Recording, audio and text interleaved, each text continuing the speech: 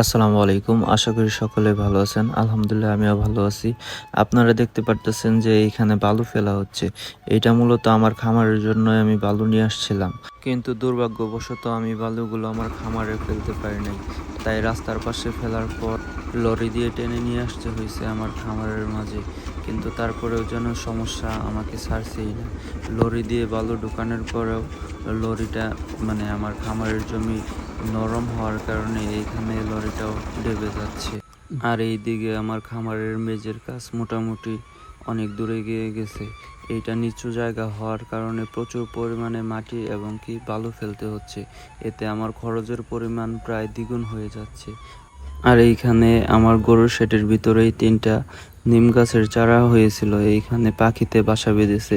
পাখিতে এইখানে বাসা বাঁধার পর 2টা বাচ্চাও ফুটেছে এবং কি একটু পর পর মা এবং বাবা পাখি বাচ্চাদের খাবার নিয়ে আসছে। তাই আর কি আমি এই গাছগুলো এখনো কাটি নাই। ইনশাল্লাহ নিয়ত করেছি বাচ্চাগুলো বড় হয়ে বের হওয়ার পরে আমি এই গাছ 2টা কেটে ফেলবো এবং কি চালের কাজ শুরু করব। ইনশাল্লাহ আমার খামারের কাজ কিন্তু এই দিক দিয়ে রানিংই আছে।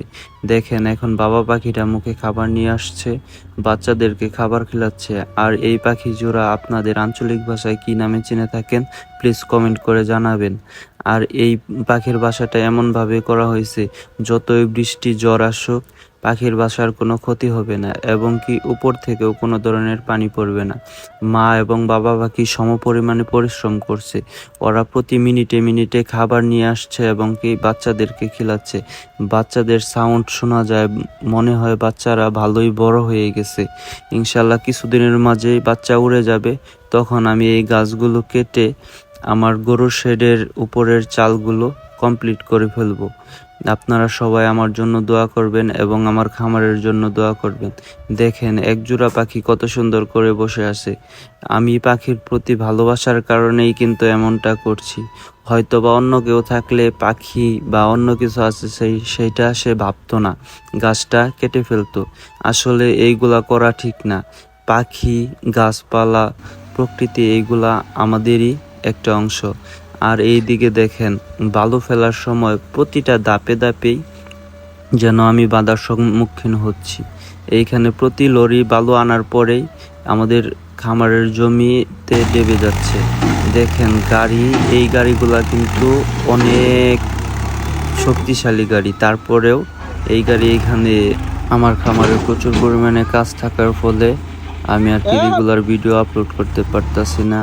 আর কাজের এত চাপ পড়ছে আর রৌদ্রের এত তীব্রতা, সঠিকভাবে কাজও করা যাচ্ছে না এবং কি যতই কাজ এগোতে যাচ্ছি ততই যেন পিছিয়ে যাচ্ছি। আসলে কাজের মাঝে এমন ছোটোখাটো বাধা বিপত্তি আসবেই, এগুলো পেরিয়ে আমাকে এগিয়ে যেতে হবে। ইনশাল্লাহ সবাই আমার জন্য দোয়া করবেন এবং আমার খামারের জন্য দোয়া করবেন।